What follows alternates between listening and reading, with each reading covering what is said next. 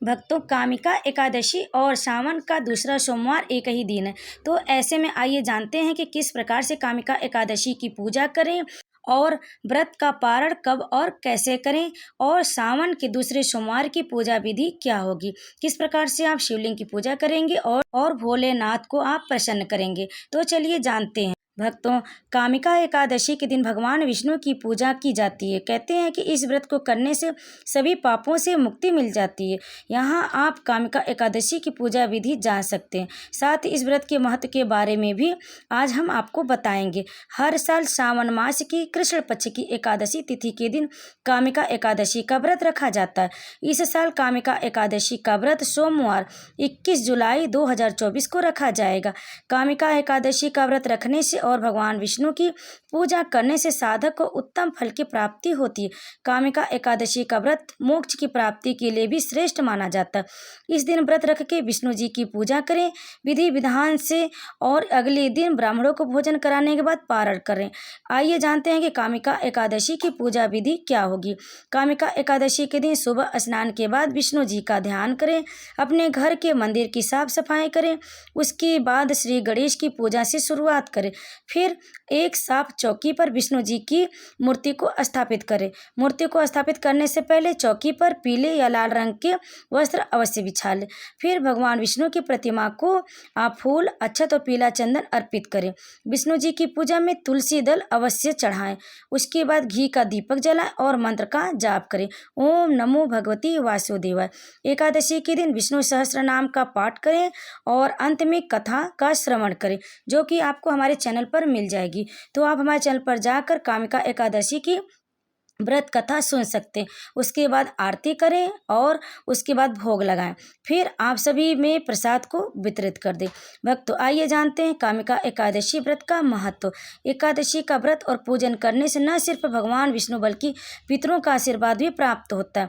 इस व्रत को करने से सभी बिगड़े काम सब बनने लगते हैं। कहा जाता है कि ऐसे में व्यक्ति को जो पाप से भयभीत होते हैं उन्हें कामिका एकादशी का व्रत जरूर करना चाहिए।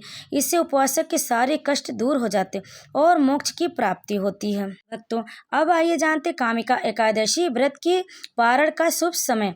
कामिका एकादशी व्रत का पारण 22 जुलाई को किया जाएगा। इस दिन व्रत का पारण करने का समय 22 जुलाई को सुबह 5:37 से लेकर सुबह 7:05 तक है। इस दौरान किसी भी समय व्रत का पारण कर सकते हैं। अब आइए जानते कामिका एकादशी व्रत के पारण की सही विधि। भक्तों, आपको जिस दिन व्रत का पारण करना है, सुबह स्नान करने के बाद साफ कपड़े धारण करें। इसके बाद सूर्य देव को अर्घ्य दें। मंदिर की सफाई करने के बाद गंगा जल का छिड़काव कर शुद्ध करें। फिर भगवान विष्णु को सामने देसी घी का दीपक जलाकर आरती करें। मंत्रों का जाप और विष्णु चालीसा का पाठ करें। प्रभु को सात्विक चीजों का भोग लगाएं। अंत में लोगों में अन्न और धन समेत आदि चीजों का दान करें और खुद भी ग्रहण करें। और पारण करते समय तुलसी दल मुंह में डाल के आप अपने व्रत का पारण कर सकते हैं। और हो सके तो आप जो भी भगवान को भोग लगाएं प्रसाद के रूप में ग्रहण करें। फिर आप शुभ मुहूर्त में अपने व्रत का पारण कर लें। भक्तों, आइए जानते हैं हमें कामिका एकादशी के दिन कौन से उपाय करने हैं जिससे भगवान विष्णु प्रसन्न हो। भक्तों, शुभ फल की प्राप्ति के लिए कामिका एकादशी के दिन दूध में केसर मिलाकर भगवान विष्णु को भोग लगाएं। धार्मिक मान्यता के अनुसार इस उपाय को करने से भगवान विष्णु प्रसन्न होते और उनकी कृपा हमेशा बनी रहती है। भक्तों, अब आइए जानते हैं सावन के दूसरे सोमवार पर आप भगवान शंकर की पूजा कैसे करें। भक्तों, इस समय सावन का महीना चल रहा है। सावन का महीना भगवान शंकर को समर्पित होता है।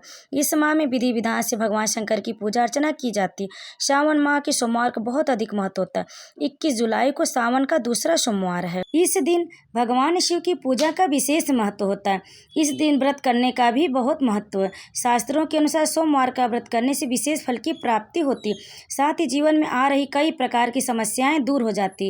इस विशेष दिन पर भगवान शिव की उपासना करने से साधक को रोग, दोष और भय से मुक्ति प्राप्त होती और उन्हें धन धान्य का आशीर्वाद प्राप्त होता है। भक्तों, अब आइए जानते हैं कि सावन के दूसरे सोमवार पर आप भगवान शिव की पूजा कैसे करेंगे।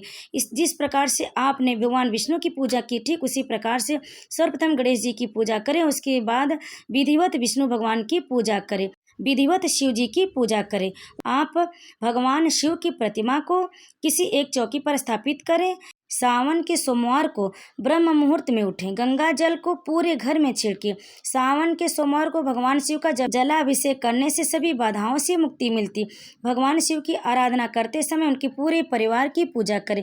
सावन सोमवार का व्रत सूर्योदय से प्रारंभ तक तीसरे प्रहर तक किया जाता है। तीसरा प्रहर समाप्त होने के बाद एक ही बार भोजन करें, शिव चालीसा का पाठ करें और आरती का पाठ करें, महामृत्युंजय मंत्र का जाप करें। और आप अपने घर के मंदिर में शिव परिवार को आप अच्छे से तिलक लगाएं, उन्हें बेलपत्र भोग अर्पित करें, दीपक जलाएं, घी का दीपक जलाएं, आरती करें और अब व्रत रखने का संकल्प लें। इस तरह से आप पहले अपने घर के मंदिर में भगवान शिव परिवार की विधिवत पूजा करें, विष्णु जी का पूजा करें। फिर उसके बाद आप आरती कर लें दोनों लोग का। फिर अब आइए जानते हैं कि आप जब शिवलिंग की पूजा करने जाएंगे तो किन की सामग्री की जरूरत पड़ेगी।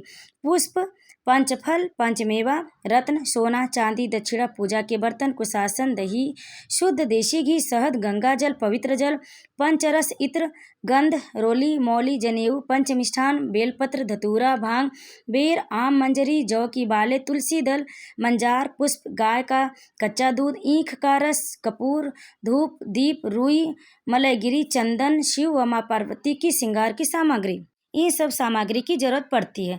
आप अपने सामर्थ्य के अनुसार जो भी आवश्यकता है सभी सामान लेकर आप अपने घर के मंदिर के पास शिवालय में जाएं और शिवलिंग का जलाभिषेक अवश्य करें।